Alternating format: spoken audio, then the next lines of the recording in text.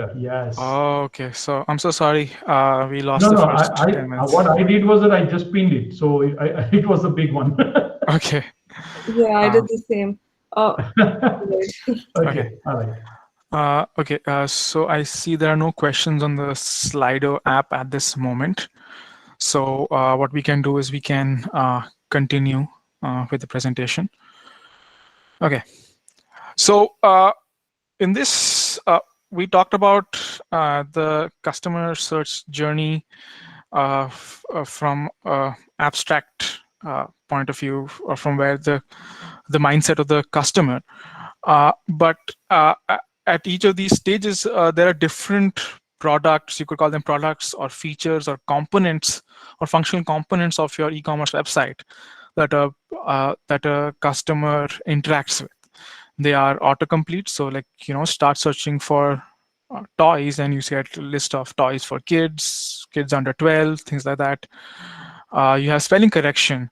Um, if you if there's finally, when a customer issues a query and it is searched against an inverted index, the actual spelling of the query matters. So because that's what goes to the search engine, and so suggesting spelling corrections because of typos, or because we all now use auto spell, and we need that, is important, because then you can actually search for what the customer wants rather than what has been typed, and that provides a seamless experience.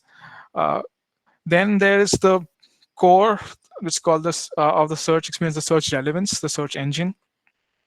Out of the billions of products, figuring out which ones are relevant to the query.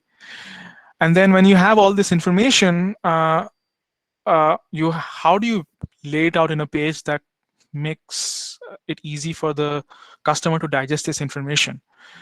And for that, you actually have to consider widgets. Now, any website right now is not any e-commerce website does not just return a simple list of products. You can layer the experience using widgets. And we'll talk about how to rank widgets. There could be so many different widgets that you could have, but again, you have a problem of real estate. So how do you decide which ones to show, which ones to not show? And then I've talked a little bit about face-out optimization. So for example, you search for TVs. What information on that little thumbnail, that picture, that you have for all the different TV products should be shown? If it's HDMI, what do you say? What would be other interesting features? Say, for example, the size versus, say, you search for shirts. For shirts, you want to know what kind of different color options are there, right? And so that you can quickly make a decision whether the shirt you're looking for, a shirt that you're seeing is present in the color that you like, and then you don't waste your time looking at a detailed page and toggling through different colors. And then there's the refinement experience. Obviously, you have those filters, or the filters that you apply to any search in any website, whether you are on Amazon or Zillow or eBay. Anytime you can refine. For example, you want to have products that are available within 2 days of delivery, or if you're looking for only TVs that are greater than 50 inches, you don't want any smaller TVs. So how do you, again, again, you have a problem of real estate. You don't want the customer to have to go through a whole tab list of different filters and figure out the one that is most relevant to them. Rather, for a TV, you should show the size as one of the first filter options. So we'll talk about the specific components and some of the algorithms that you can use, or some of the various subparts of them. So we'll start with autocomplete and spelling correction. So when you start searching in the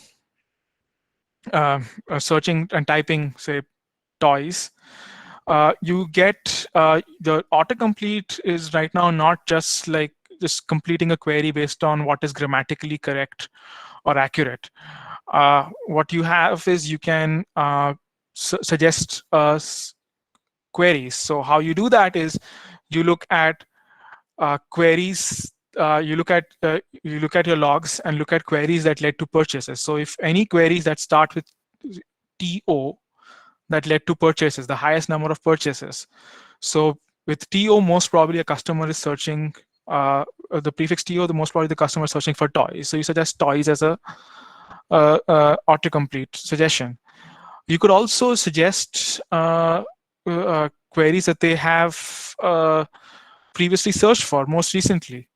Sometimes after looking at a detailed page, the customer loses their way, comes back to the home page. They want to issue the same query again and look at the list of results with a fresh pair of eyes. You can also now insert specific products suggestions. So for example, let's say you have a promotion going on for, say, some shoes. You can where you are offering a particular very popular shoe for a huge discount. So when the customer types shoes, you can say heavily discounted or offer, and directly provide a link in your autocomplete drop-down list to these search suggestions. Then you have category suggestions. Okay, search for toys in children. And so you can start personalizing search suggestions. For example, a project that I worked on was, say you search for toys, and then you come back to the search box and start typing the prefix T. Now, you're probably not looking for TVs. You're probably still looking to refine your search. You want to just look for toys for kids under the age of 8. So using your previous search queries, and this is something that Google is very good at. It figures out, not just based on your previous search queries, even clicks on pages that you have viewed from a previous search queries, what you are actually looking for. So based on the previous search queries, what you can do is you can rank those queries higher that are semantically similar. And this is where you semantically similar to your previous query. So this is where you start using neural network embeddings, where very briefly, an embedding would be a numerical representation of a word. So for example, king, the word king would have a numerical vector representation that is closer to man than, say, while a queen would have a numerical representation that's closer to woman, because they're semantically similar, more related than each other. So you then rank these suggestions higher.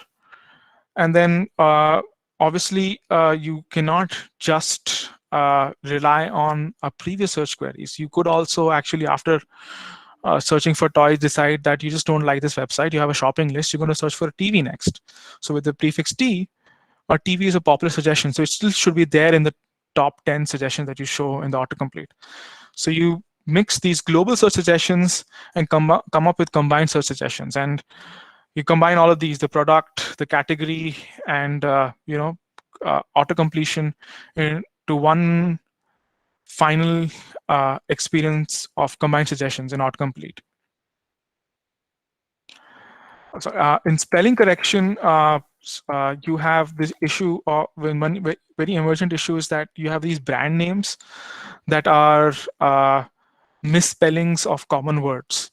So how do you decide whether a customer is searching for a brand or searching for it has made a spelling error?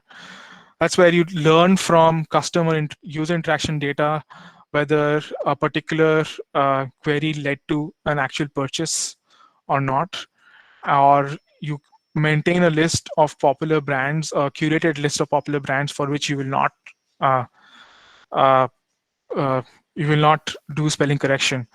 So a quick question for anyone who cares to answer: what would be what would be your choice? Would you try to learn which queries are brands using customer behavior data, using a machine learning model, or would you just try to keep a curated list of brands that you will not correct spelling for?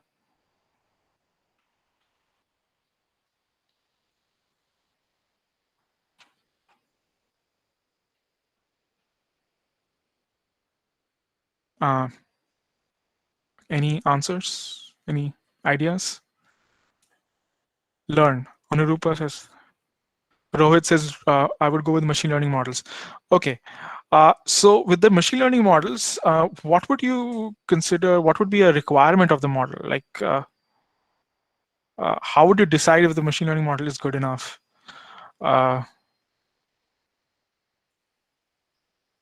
So maybe that's not a appropriate question for this audience. Start with the customer data, then see where it fails and use a list of mistakes. It depends. Okay,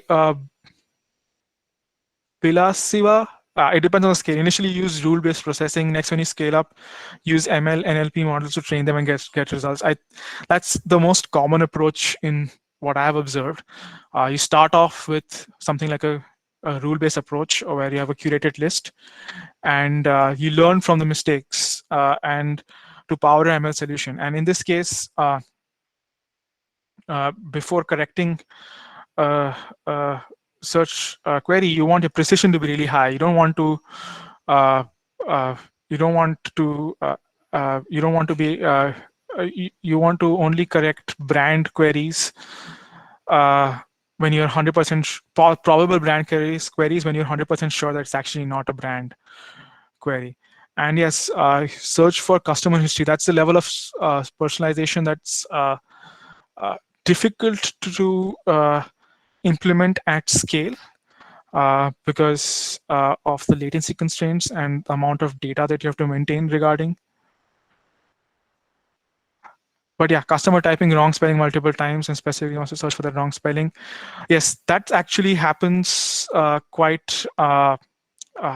It's part of the UI flow. So when you suggest a spelling correction, you say, did you actually mean this? Or if this is the corrected spelling. If not, continue searching with whatever you entered. So then you get the user input directly. Thanks, Rohit, for that suggestion. So yeah, so the point of this thing was that in a lot of cases, because memory is cheap, compute is expensive, you can have at the end a rule-based system or store the results and just quickly look up a list and provide a nice experience. So while it might be, it might feel very exciting, interesting, and cool to have an ML solution do the same, but a naive benchmark of just looking up a curated list is the first step, and any solution has to beat that. And quite often it is very difficult to do that. Okay, so we can go on with our next functional component. That's search relevance. So the first step in... Sorry to interrupt, Pratik. This is just one question, a very general question that we have. Yeah. So please explain the exact difference between machine learning, deep learning, and neural networking. I meant neural networks. So deep learning, neural networks are a specific class of machine learning. And deep learning is when you have deep neural networks, multiple layers of neural networks. How you what specific number of layers you define as deep learning is just a matter of opinion. But machine learning is where, so the original question then becomes, what is machine learning? Machine learning is basically you're fitting a function to a data. So everybody out here, I'm assuming, knows what linear regression is. Linear regression is one of your first machine learning models. You have data, you try to learn from the data what function fits the data the best. So you have your independent variables and your dependent variables. In a linear function, you have y is equal to ax plus b. You try to learn the coefficients a and b, right? And how you do that, and on what class of functions. So in a linear model, you're assuming that y and x are related to each other linearly. That does not work for a lot of real-world scenarios. And once that happens, how do you learn a function that best approximates your data? And you have these different methods. And finding the out here, the global best solution is very difficult. So depending on the algorithm you choose, you come at local minima or maxima. I didn't want to introduce these two terms, but you come at the suboptimal solutions that are locally the best. And so each method has different trade-offs, and your data is never always clean. And there are different confounding factors in your data, and that's why you choose different methods and different tricks in machine learning. Does that also another thing is that different real-world problems can be formulated. It's easier to think like basically assign meaning to your variables. What does X mean? What does Y mean? Depending on the formulation, or depending on the algorithm. Does this answer the question?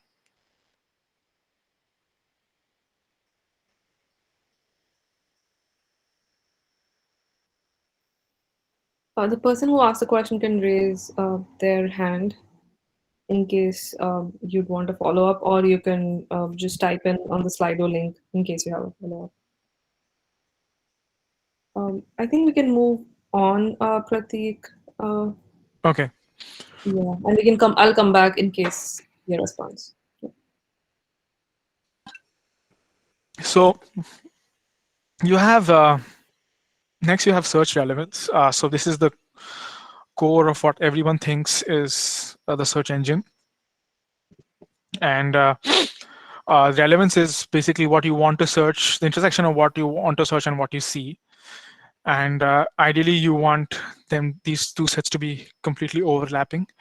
It's a very difficult problem, and which is solved in two stages. The first stage is matching. So you can think of you can think of each product as a document, and where it has relevant information, where you have the product description, the title of the product, the attributes, any classification of the product into different categories, and you type a search query. I'll come back to the example of TV. It's you type a search query, TV, and what you want to do is you want to quickly search through all your products and find only those products that are a TV. And so what you do is you use an inverted index. So what you do is for a particular query, you store all documents or products that have that query somewhere in their product description or product attributes. And this is a very simple way of searching. You can obviously, you just don't search using just the query and just a raw search of the keywords through the product description. You actually munch that product description into features or like so that you can calculate this relevance or the matching earlier, faster. And then once you have got all your tens of thousands or millions of TV products on your from your database of all products, comes the part of ranking. The first result page has exponentially lot more engagement than the second result page. So it is imperative that you show most relevant products on the first page. Even within the first page, the first few results, I mean what is above the fold, what you can see without any scrolling, those products have even higher engagement. So there's a position bias also out there. So you show for a TV query, if I start showing shoes as the first result, suddenly you start seeing seeing a signal that this shoe product is relevant to the TV. And so you have to be very careful about how you rank these products. And this is where you use algorithms like gradient boosted decision trees, product embeddings. And the product embeddings, again, are neural network based representations, learned representations of a product. And a product is basically comprised of its images, description, attributes into a numerical vector space. And there you can do, and you can also do similar embedding of the query and look at a relevance score or similarity score between the query and the product and rank those products that are higher. Now, the reason why we split this whole process into two is that the matching algorithm is typically much faster than calculating these similarities. Ideally, you would have the product embedding already stored, so you just look it up, and the query embedding already stored. But you might have to calculate it on the at runtime using inference on a neural network. And so this is slower. So you do this on a smaller subset of your whole catalog, and so then you can serve results to the customer faster. Then once the customer has searched for a query, TV, you see it has interacted with a particular product or set of products by by clicking on it, looking at the detail page, maybe adding it to cart, and then when the user comes back to the search results page or searches TV again, you want to re-rank based on the customer interactions or clicks. Or when the customer goes to the second page, you've learned something that the offerings on the first page are something that the customer is not at all interested in. So then you try to surface results that are different from the results that are in the first page. And for all of this, you use customer intent or query understanding. So when I talked about embeddings of query embeddings, these are that's customer intent or query understanding. And now to make your matching stage faster, you can also still use customer intent or query understanding. So for example, the difference between searching for TV versus shoes.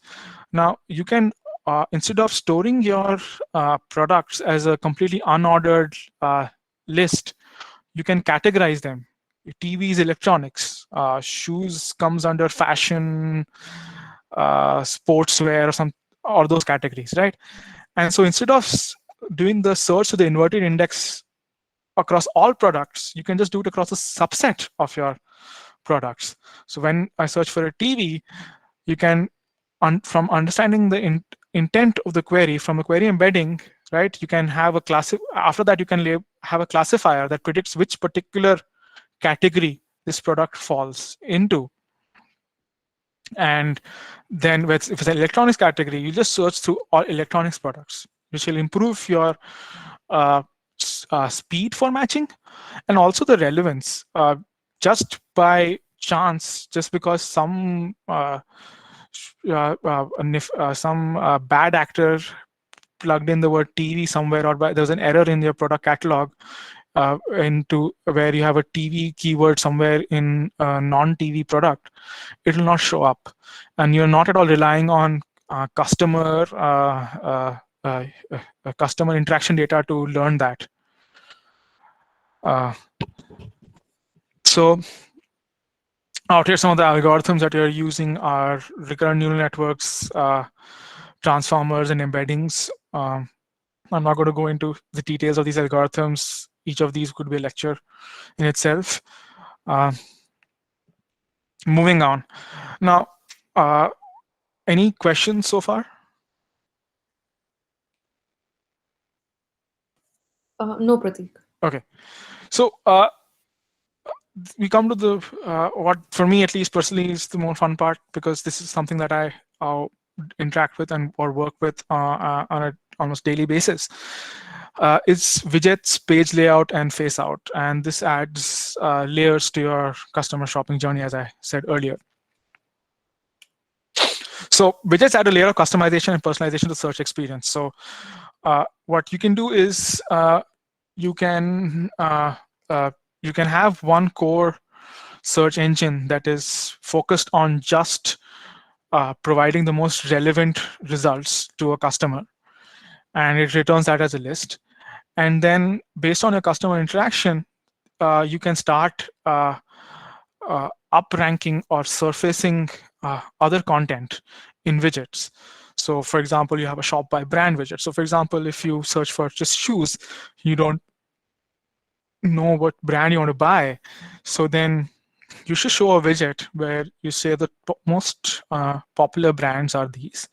And for each brand, you basically provide a picture or logo of the brand, and that clicking on that logo would take to a sort of a page for that brand where you list all products that the brand offers, and all the promotions and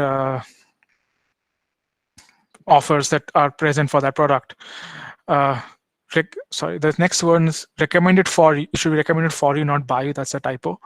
So again, based on your previous interactions with the website, for example, you are a person. There's a very common thing like you have Amazon choice, right? Where Amazon basically looks at the highest rated product for a particular query or a particular category. And in your previous interactions with the website, you have shown that hey, all you care about is highest rating. So you will recommend it for, you could show products that are highly rated, items between X and Y. So that shows a price sensitivity. So you might want to shop only cheap items or more expensive items. And then you have editorial recommendations where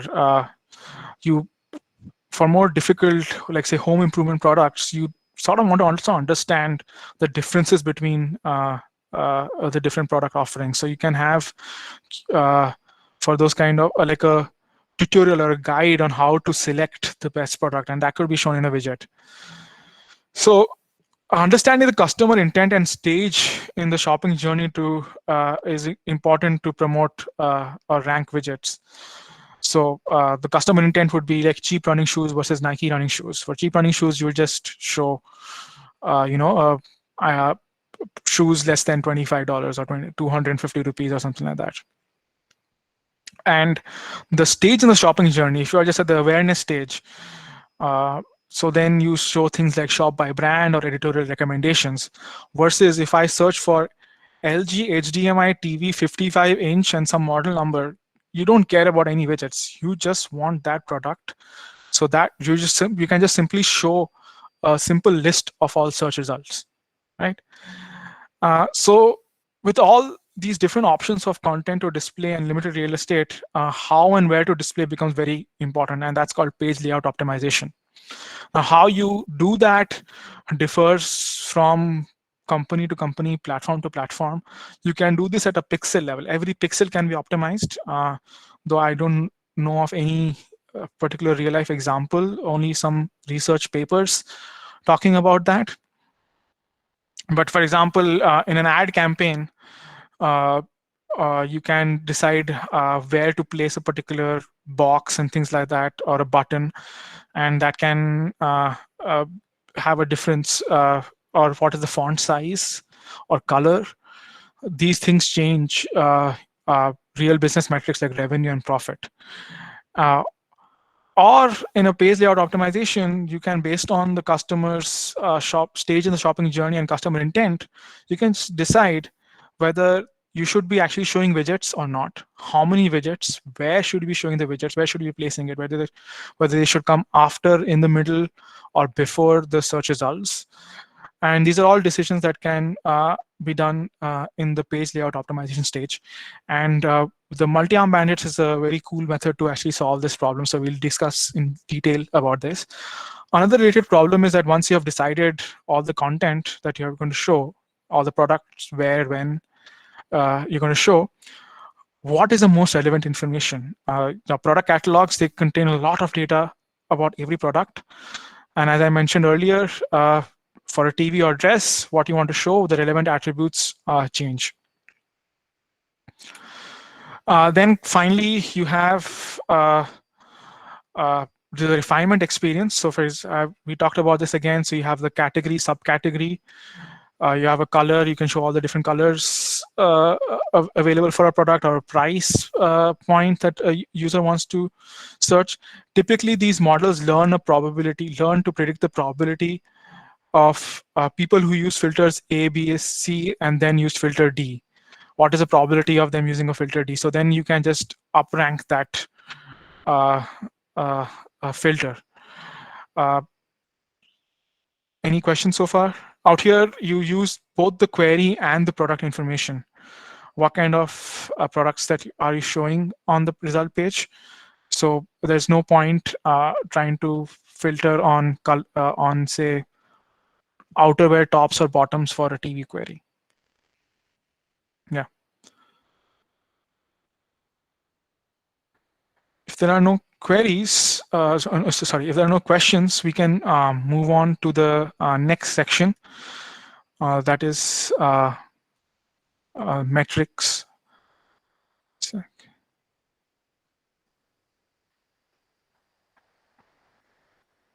Okay.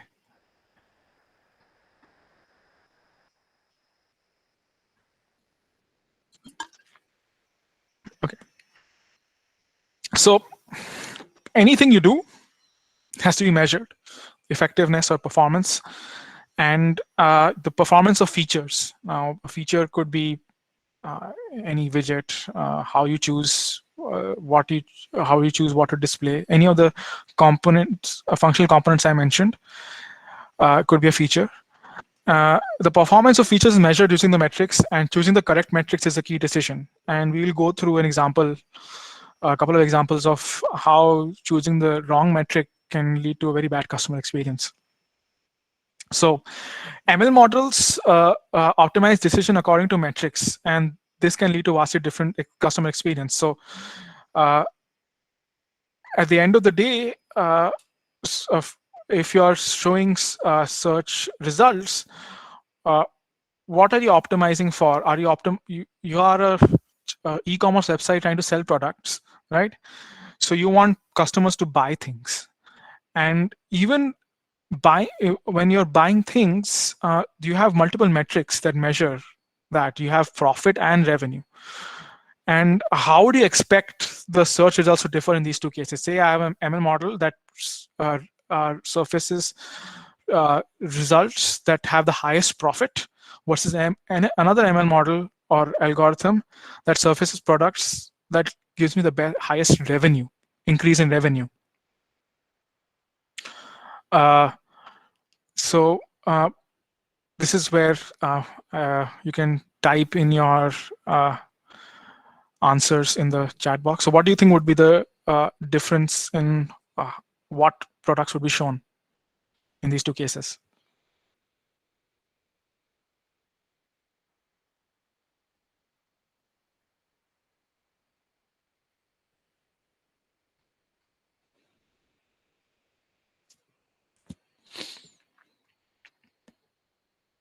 Okay, if there are no answers, I'll just go ahead.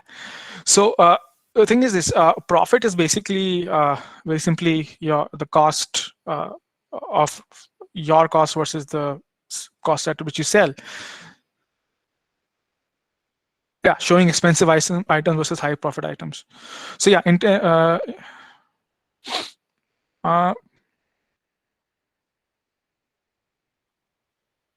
yeah, I think Utsav has really hit the correct answer. Revenue deal with lesser margin but more in-demand things, where profit would have higher margin things.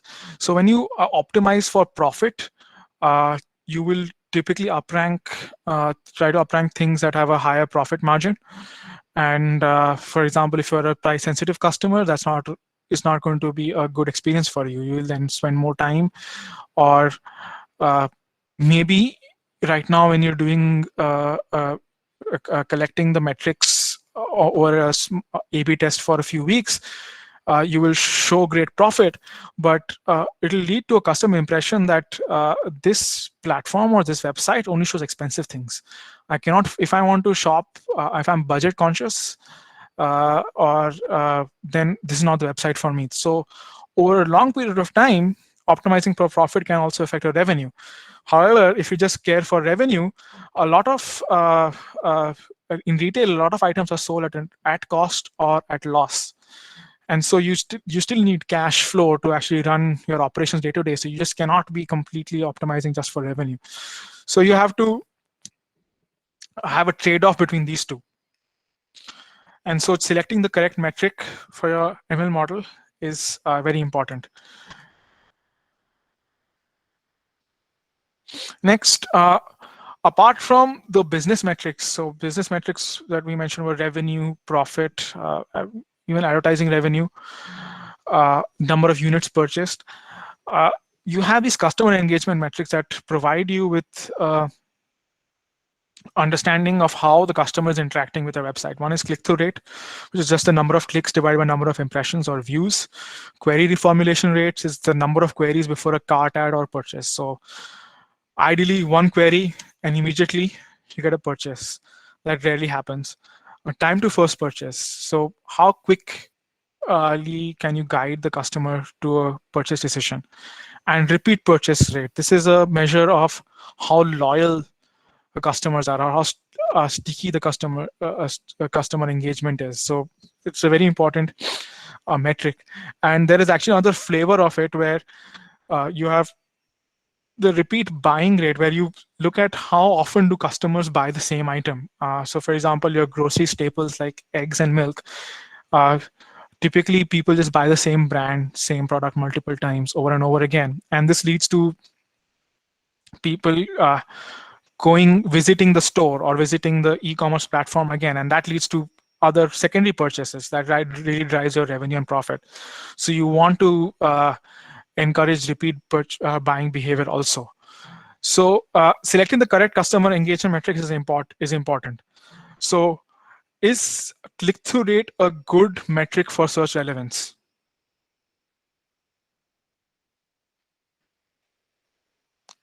Yeah, please type in your answers.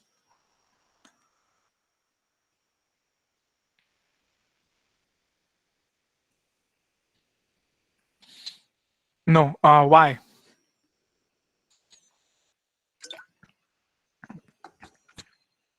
Clickbait, exactly.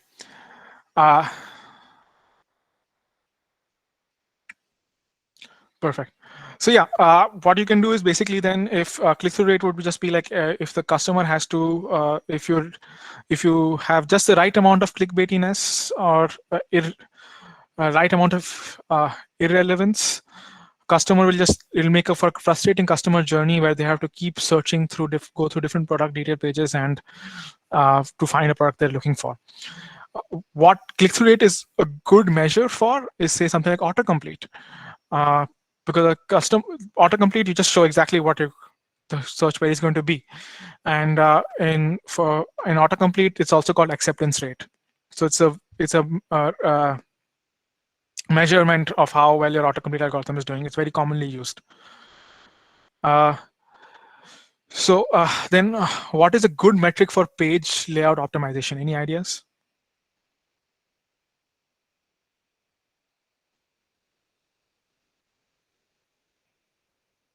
One of the options that one of the customer engagement metrics that I just talked about is the answer.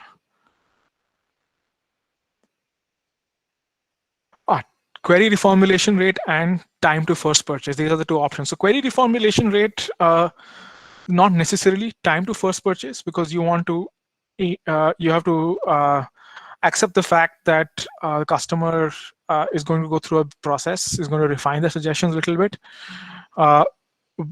But yes, you want to reduce the query reformulation rate. Any increase in query reformulation rate is a red flag. But ideally, you want to reduce the time to first purchase, how quickly they can make that first purchase. Thank you. So moving on.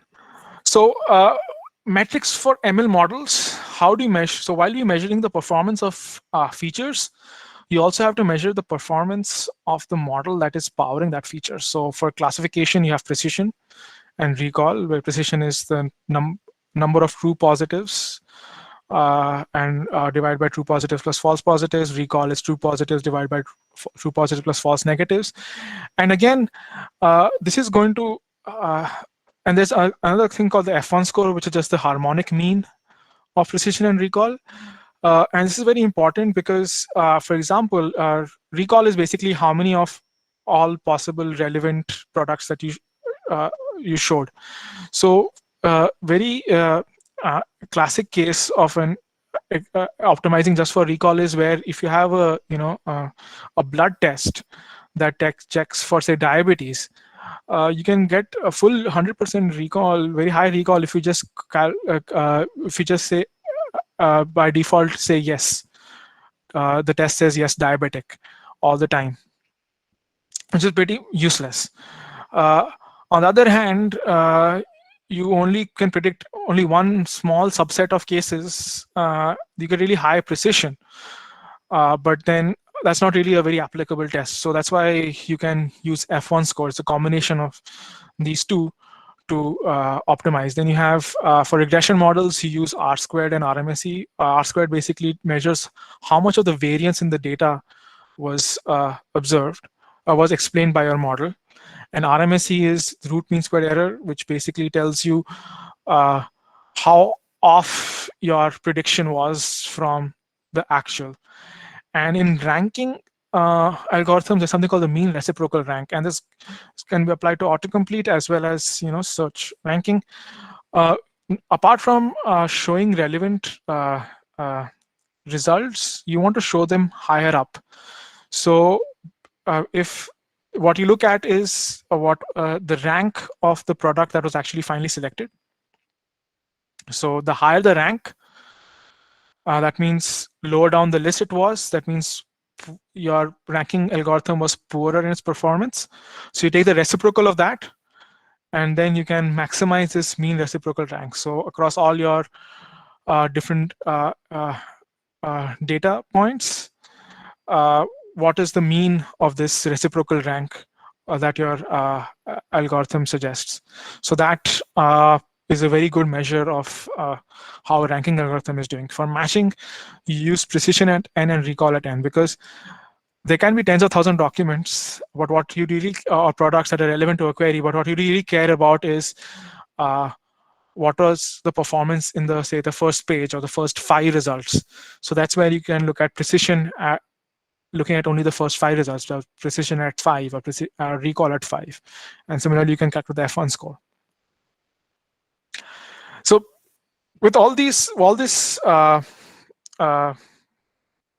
quick overview of metrics, this is all used in an A/B test where we basically randomly partition users into a control and treatment, and you measure the effect using metrics of interest.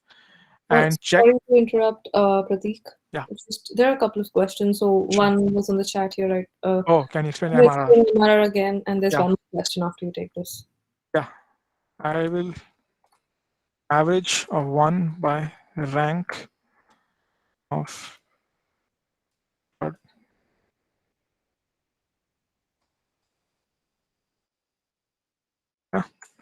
MRR is basically that. So the higher the rank, the higher the numerical value of the rank, the worse your ranking algorithm is done. You ideally want the first rank product to be the one that the customer actually wanted to buy. So you can, if you're, so the highest, so this is a metric that goes from, has a maximum at 1. So the average across all your, test data set of this reciprocal of the rank of the product bought is your mean reciprocal rank. What is the second question? The second question is, what if customers browse about the products and do not purchase? How to understand such segment of customers and adjust the relevant metrics? Okay, so there comes into, I think I missed a metric called search abandonment rate. You don't want to increase that. You want to keep that at a minimum. But specifically, what are you asking about? How to understand such segment of customers? So if you see that there's an increase in this behavior, customer browse the products but do not purchase. Depending on what you're testing, what change you have made that is leading to that, you can decide whether this was a good change or not. I don't exactly understand what you mean by adjust relevant metrics.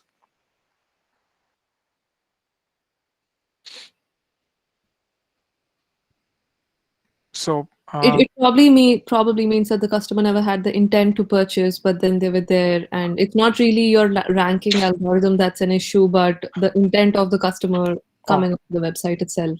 Yeah. Okay, so with a large number of customers, these things average out. You have to always assume you have to always assume that there'll be some customers who will just be browsing. So when you come to how we measure the effect of a feature is using this A/B test. So these effects average out, and you can actually see the measure the effect of the treatment. Ritvik is asking how Amazon deals with new products as they have 0 reviews but might be good or cheap than other options. Yeah, this is you can have widgets where you show new offerings. This is a cold start problem where you have to rely less on, where you can actually look at product similarity. So for example, if there's a new product, it's obviously going to be similar to something else. It's not necessarily like brand new, completely brand new. It's serving a similar purpose on another existing product. You look at similarities between existing products and temporarily boost or the ranking of this new product whenever the ranking of the existing product is high. So these can be things. I cannot go into exact details about how Amazon deals with these things, but yeah. No other questions. Okay.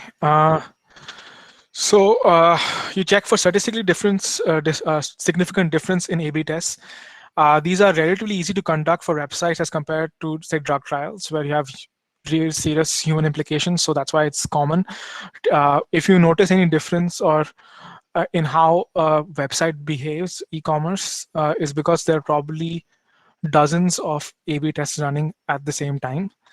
However, unnecessary testing or long-running tests can harm customer experience. That's why you use the ML model metrics to decide whether you actually want to test. If your precision or recall for, say, a classification algorithm is horrible, there's just no use putting it to an A/B test and subjecting your customers to a bad experience. It just is bad for business. However, sometimes you just want to test counterfactual. Like, for example, what would happen if I just don't have any widgets ever? Right, and so you just use this.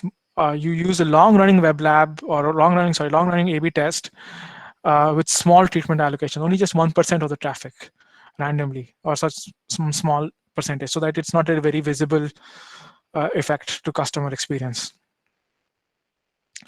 And out here also with A/B tests, every A/B test has a hypothesis.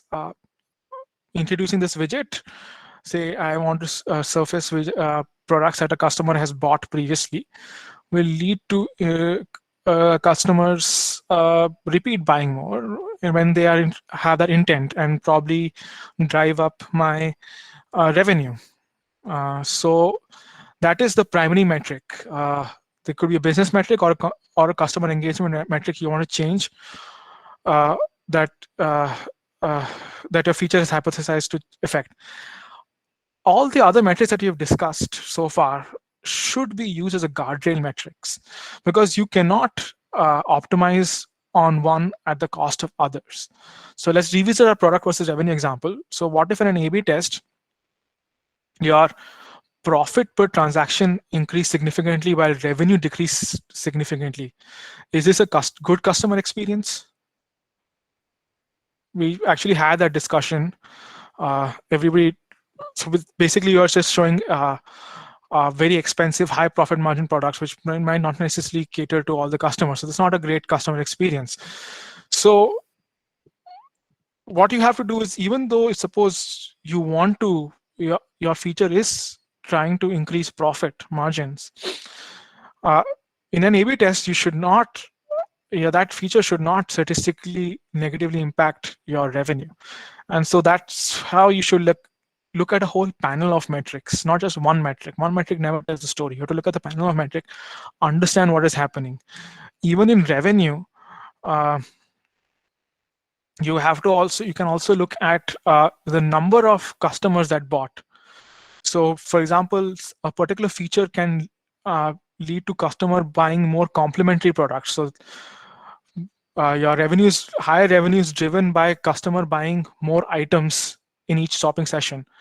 But if the number of customers buying decreases, that means there's something wrong with what you're showing to the customer, to a lot of customers. They are just not satisfied with the experience. They're just not buying anything. So you want to balance those things out also.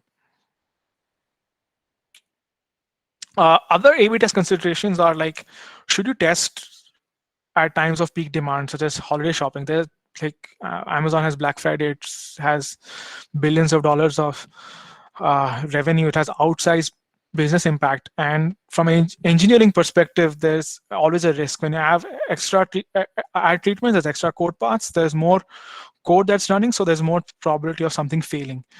And a customer is exposed to potentially negative experience during an important time. This is a time where they're specifically looking at your website to help them find products, and this leaves a lasting impression. But however, not testing is a lost opportunity. So if you start up a test, A/B test, which is going to run through your time of peak demand or such a special event, you should evaluate preliminary experimental results to decide whether to continue an experiment. However, if you have a holiday gifting suggestions widget, you have no option but to test during a holiday period. So at that time, there's nothing else you can do. Another thing is, apart from metrics, is the duration of a test. So you have to have enough enough traffic for statistical significance. However, you should also, so depending on what feature you have, autocomplete for something like that, every customer interacts with that, you can probably get that within a week or so.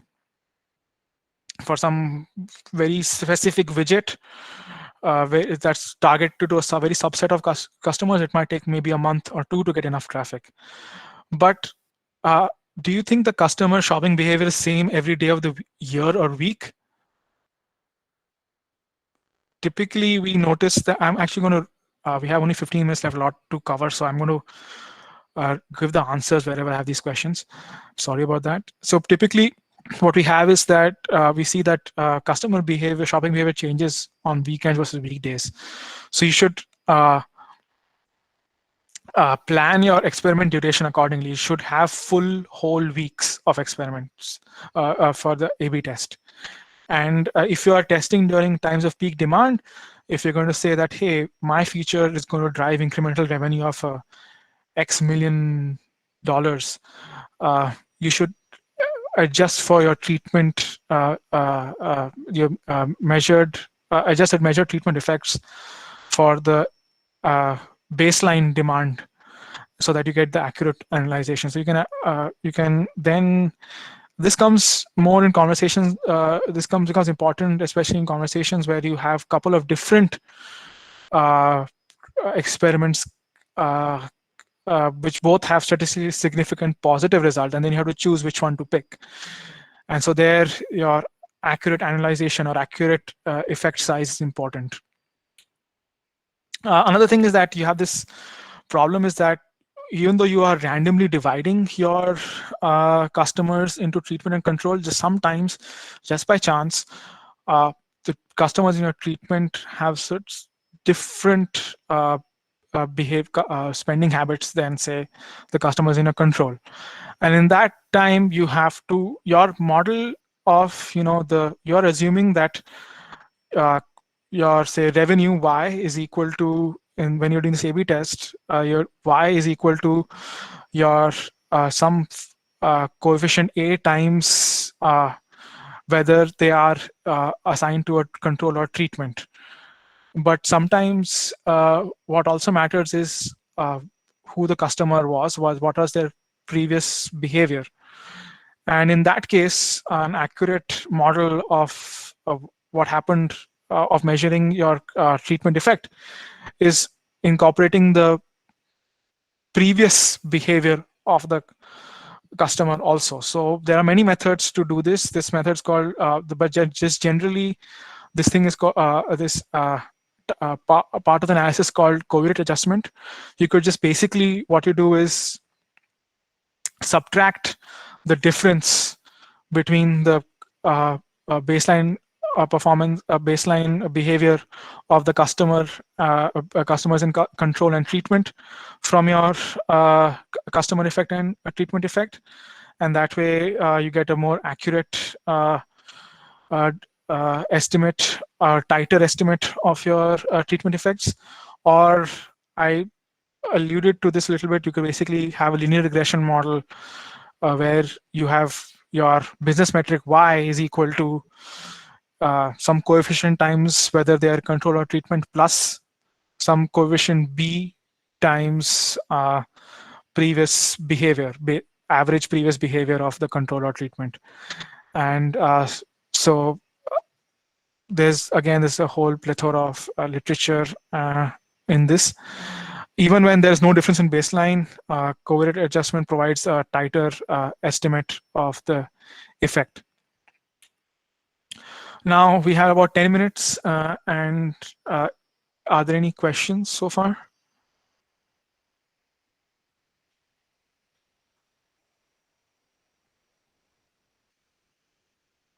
Okay, so now we're going to go into details of something, a class of algorithms called multi-arm bandits. So once you have, and this, I'm going to tie this back into how it relates to A/B testing also.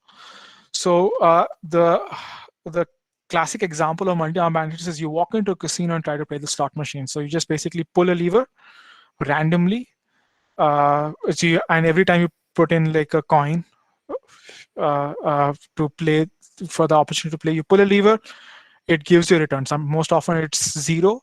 Sometimes you get $1, sometimes you get $100.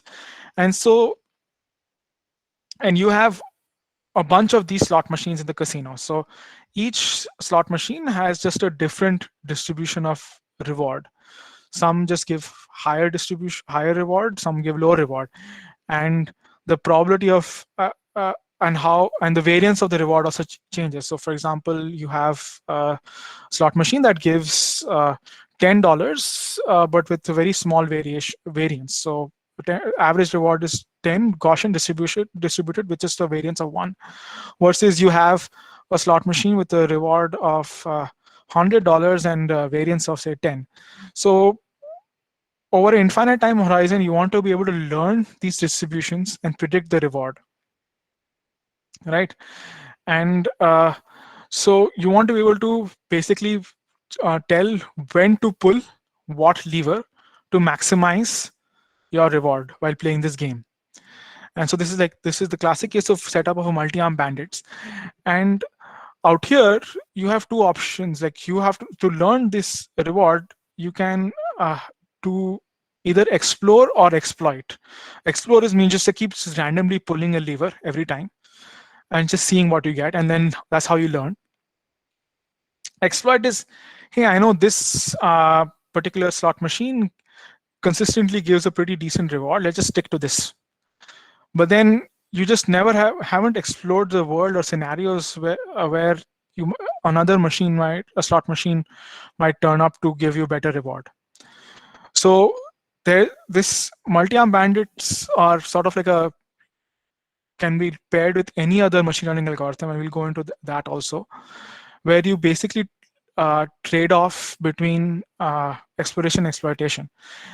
And if you think about it, A/B tests are also explore-exploit problems. In an A/B test, what happens first is that you explore. During running the test, you have 100% exploration. That means 100% randomly, your customers are assigned to either control or treatment. You collect the data, and then you decide whether this your treatment was beneficial or not. And then once that's done, if you decide the treatment is beneficial, you launch it, you apply your learning, and you're in 100% exploitation.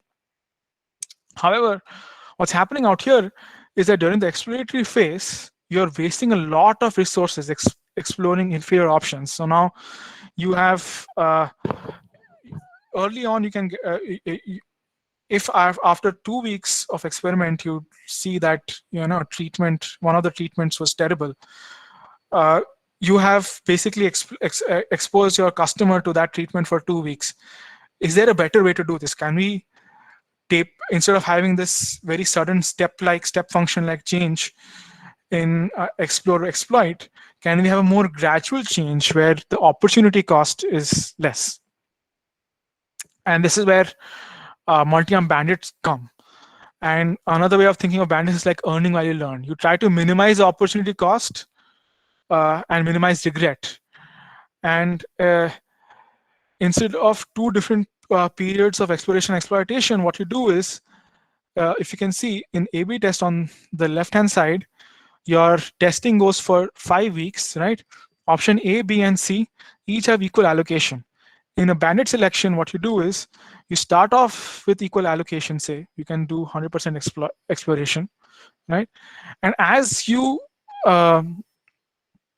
get data and learn about the performance of each option, you start allocating more traffic to the better performing treatments. Out here, option A is clearly the winner.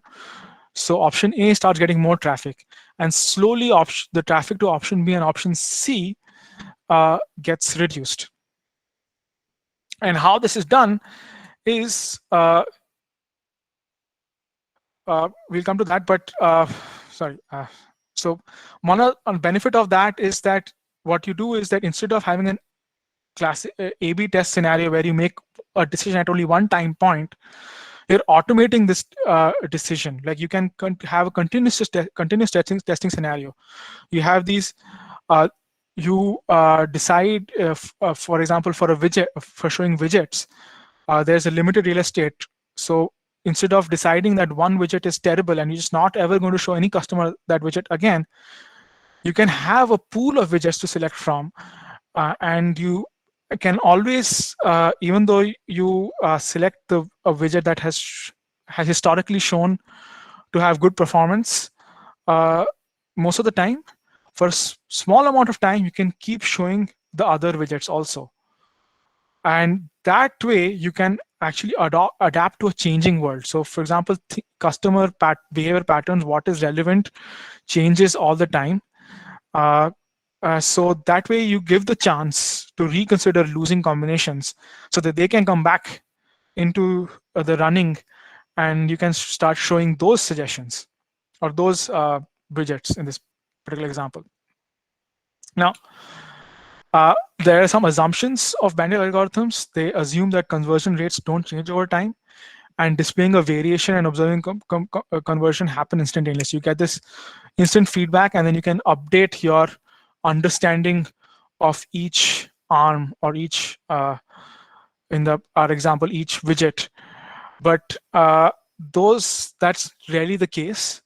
So what you can do is you can actually fix the attribution and model updates to not be instantaneous.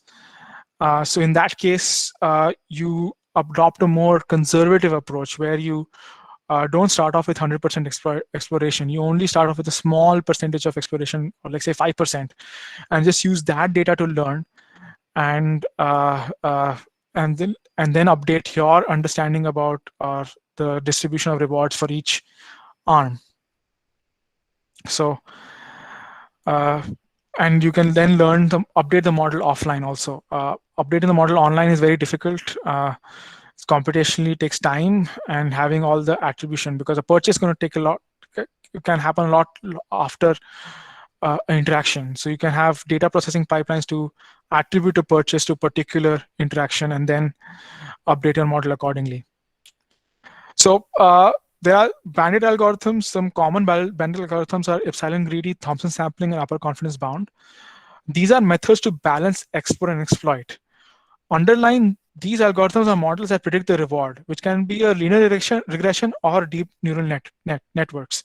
So, but they always have to be Bayesian linear regression. So instead of predicting a fixed value of the reward for an input, you predict a distribution of the values. And so once you have that distribution, you're saying that this widget showing this widget gives you a $10 reward with a variance of 1. So you know that you have an understanding of the distribution. So these algorithms help to balance a trade-off between this explore and exploit. They are not necessarily they're not actually predicting the reward. You have an underlying model that does this. But epsilon greedy, Thompson sampling, and upper confidence bound, these methods are methods to balance the explore exploit trade-off and make this decision on what to choose. So I'll go into the easiest one called epsilon greedy. And what basically does is you start, and with a small probability epsilon, you randomly pick one of the arms. And for all other cases, you select the best arm. That is the arm which has the best mean reward that you have seen so far from your data. And while this is a very naive solution, what you do is you limit your exploration cost to only epsilon. But out here, you might not explore fast enough, so you come up with cases of you're not converging. Your understanding of the distributions of these rewards is not converging fast enough. So one way, that's where other algorithms like Thompson sampling and upper confidence bound come into the picture. And we're not going to go into those. We're going to straight up jump into when to use bandits. Now, A/B tests are useful and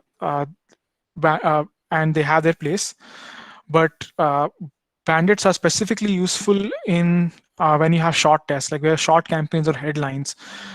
Typically, if you want to just show breaking news, so which particular headline is going to become breaking news or going to be, or say you want to have clickbaity news. So you can have use bandit algorithms to power those experiences, or long tests. So for example, the widget ranking example that situation that I described, that's something that's going to keep evolving. New widgets will keep coming up. Product managers will come up with new ideas, and there's never going to be a single best solution in those cases. So you can have your widget ranking algorithm could actually be a multi-arm bandit algorithm. Same thing with page layout optimization. And what that is actually doing is basically running a long-running, continuously running test.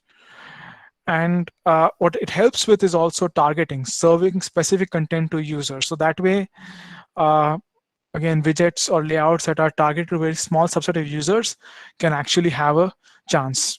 So then in that case, you learn what are called contextual multi-arm bandits, where instead of learning distribution of rewards over arms, you learn distribution of rewards over arm given a context. So given your customer segment out here, so targeting. So this also helps you sort of like when you run these kind of algorithms, when you have, say, a widget ranking algorithm that does this, runs a contextual multi-arm bandit, and you basically, by looking at the reward distribution that is learned, you can then understand whether the segmentation that you have done or your understanding of customers, for example, if a customer is searching for a very specific product, would this particular widget be helpful? Is this, you can answer those kind of questions. So if your multi-arm bandit is going to learn that by itself, if a shop by brand widget helps with broad queries, so then for broad queries, shop by brand widget will have a higher mean reward. And so then you kind of start using bandits to learn more about your customers. And that's how they become very powerful and usable. This leads into reinforcement learning, which is a whole new other field. But this is what I have so far for today. I hope I was able to explain multi-arm bandits in 10 minutes. I'm sorry about the spacing. I should have spent more time on this. But are there any questions?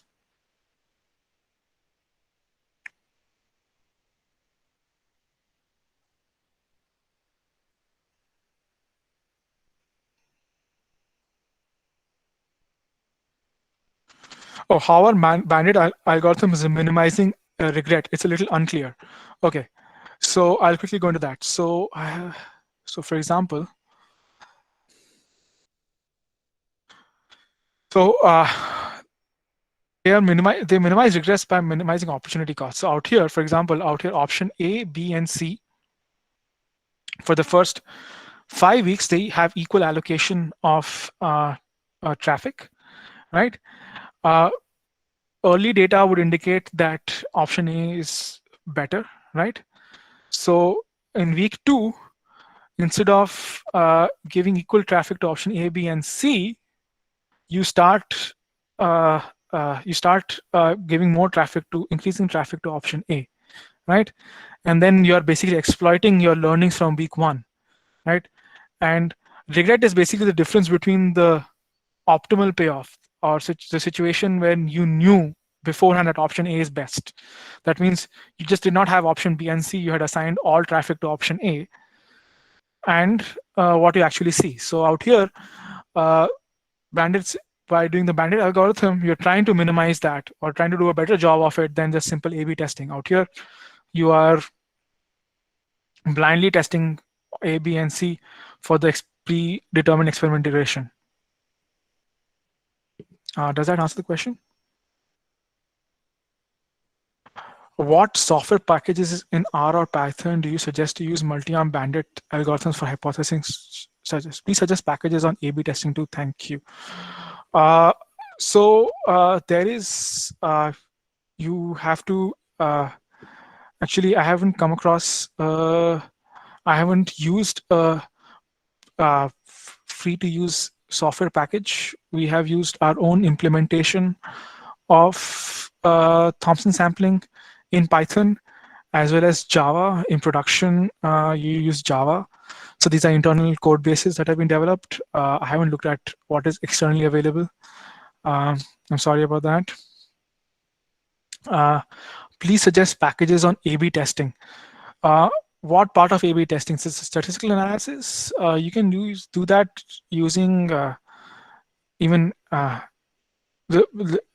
statistical test part of it is the relatively easy part computationally. You have you can do in R, Python, Excel, but what you need behind that is the whole data pipeline of attributing and measuring and logging. So you have to first track. So your website by itself should support A/B testing by tracking which customer was in control, which customer was in treatment, and then attributing the revenue or purchases or clicks to each session or customer, and then calculating these metrics. So again, at Amazon, we have internal tools. There are multiple teams that work on this, but if you're talking about specifically doing the statistical analysis, R, Python, or Excel, pretty good. It's basically t-tests that you're performing. Okay. Any other questions?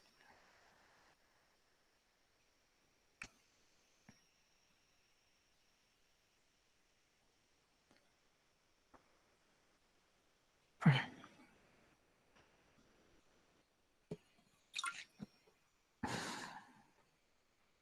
The time period for bandit selection would definitely be higher as compared to A/B testing, which would mean a rise in opportunity cost. Yes, Anurupa. So yeah, that was you can actually modulate that also, but instead of like starting with 100% exploration. So So actually, let me track back a little. So for A/B testing, right, depending on the feature and the amount of traffic that feature gets, before you set up an A/B test, you have to decide the duration. So you are set in for the duration irrespective of whether the difference in effects is so large that you can tell from day 1 or day 2 that A/B test is going to be poor or not.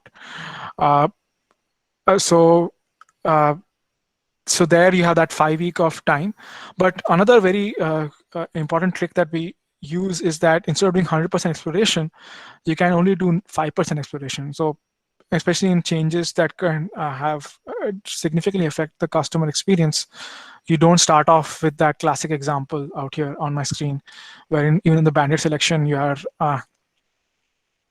are doing just showing A, B, C, all options equally. You just start showing to a small traffic, a percentage of your traffic, and then based on that, your model learns the reward. And so typically I have seen 5, 10%, 15% exploration. Otherwise, you pick the one that has the highest mean. So you very quickly, once you learn that option A has a higher mean, you 95% of the time just choose that, or 90% of the time just choose that.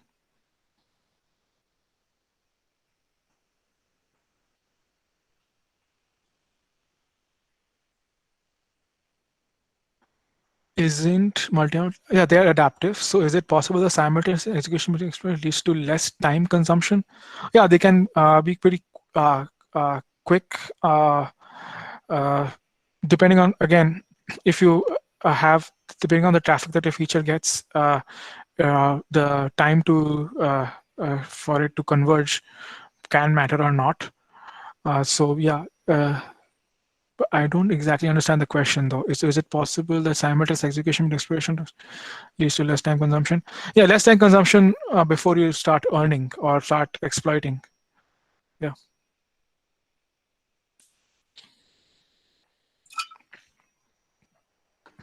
Okay.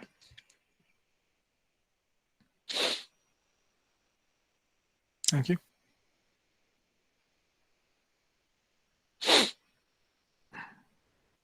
Pramila, are there any questions on the Slido app?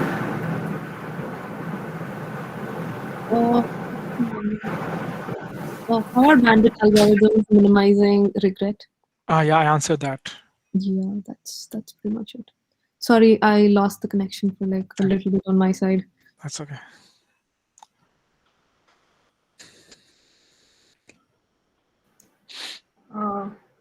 I guess there are no further questions.